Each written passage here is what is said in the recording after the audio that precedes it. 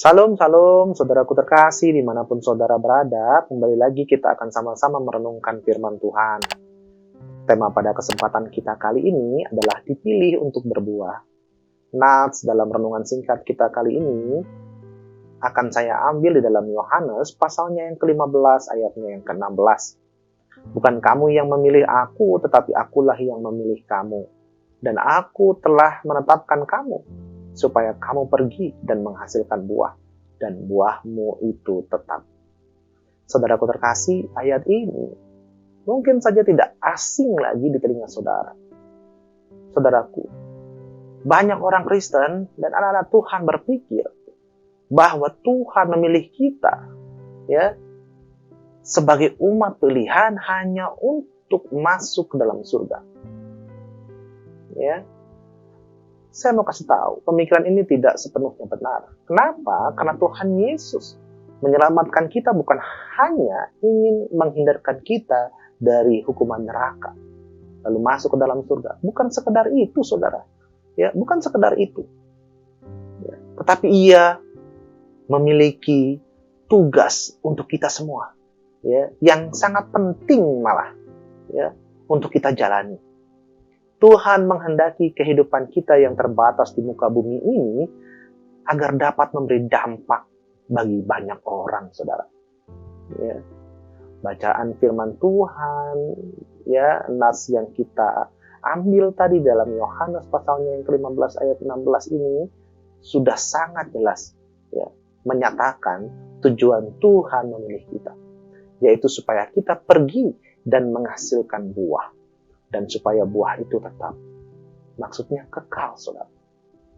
Buah di sini berbicara mengenai kehidupan yang menjadi berkat bagi orang lain. Ya. Kata buah dalam bahasa aslinya adalah karpos, saudara. Memiliki arti yang lebih jelas, yaitu kehidupan yang memberi nilai tambah bagi orang lain. Memberi dampak bagi banyak orang. Saudaraku, hari ini saya mengajak untuk kita mari jadi orang Kristen yang menggenapi tujuan Tuhan. Mulai dari lingkungan saudara, ya, lingkungan keluarga, lingkungan rekan kerja, dan dimanapun saudara berada, menjadi berkat bagi banyak orang.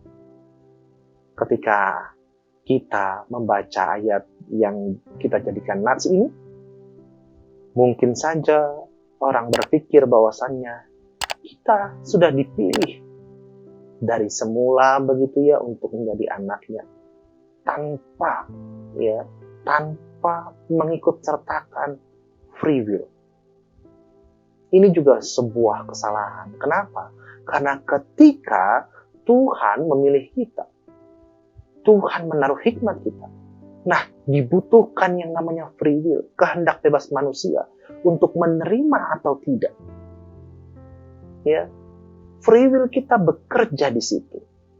Bila mana free will kita, ya, menyerahkan semuanya untuk mengakui Yesus Kristus adalah Tuhan dan Juru Selamat, maka disitulah kita disebut sebagai orang-orang terpilih.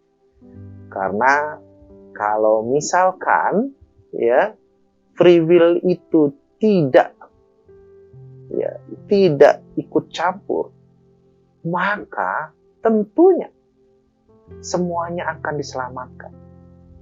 Ya, karena Tuhan selalu berperkara yang baik. Gak mungkin Tuhan menciptakan manusia hanya akan dimasukkan ke dalam neraka. Tentunya semua mau masuk atau mau dimasukkan ke dalam surga.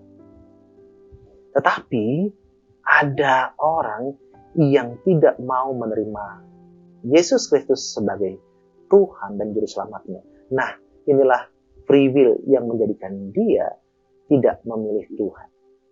Dan free will tadi adalah alat pertanggungjawaban bagi dirinya di hadapan Tuhan kelak. Karena Tuhan tidak mau mengintervensi free will manusia. Karena sekali lagi, free will itu yang akan dipertanggungjawabkan. Pertanyaannya begini, bila mana free will diintervensi oleh Tuhan, ya, maka ketika ada dialog hari penghakiman, nanti akan berbeda. Ya, akan berbeda. Ya. Kalau di dalam dunia teologi ada yang namanya teodisi. Teodisi itu adalah di mana Tuhan yang dihakimi, begitu ya. Tuhan yang salah, gitu kan. Harusnya kan hari penghakiman kita yang dihakimi. Tetapi kalau dalam hal ini, ya, maka Tuhan yang terhakimi. Ya. Nanti akan ada dialog misalkan seperti ini. Hai, kenapa engkau tidak percaya kepada aku? Maka kita akan menjawab,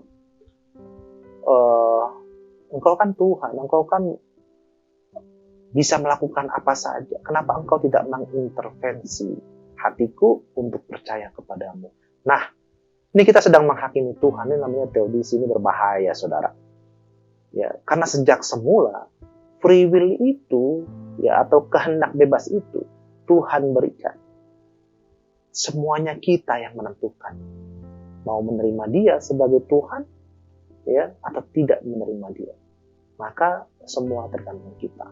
Maka baiknya ketika kita sudah menyerahkan free will kita kepada Tuhan, ya, mengakui Yesus Kristus sebagai Tuhan dan Juru Selamatnya, maka kita sudah menjadi bagian dari orang-orang terpilih ini. Dan ketika kita sudah menjadi bagian dari orang-orang terpilih ini, saudara, maka baiknya pula kita berbuah. Maksudnya adalah berdampak bagi banyak orang. Tentunya dampak yang positif, bukan yang negatif. Baik, itulah renungan singkat kita pada kesempatan kita kali ini. Mari kita berdoa. Bapa di surga, terima kasih. Kami benar-benar bersyukur Tuhan atas setiap penyertaan-Mu Tuhan. Ajar aku Tuhan, ajar kami Tuhan memiliki kehidupan yang berbuah Tuhan di dalam Engkau Tuhan. Biarlah hadirat-Mu Tuhan menguasai kami, memberi nilai tambah bagi kami Tuhan dan orang lain Tuhan. Terima kasih, pelihara kami Tuhan menjadi anak-Mu Tuhan yang setia dan berbuah Tuhan. Di dalam nama Tuhan Yesus kami telah berdoa. Haleluya. Amin.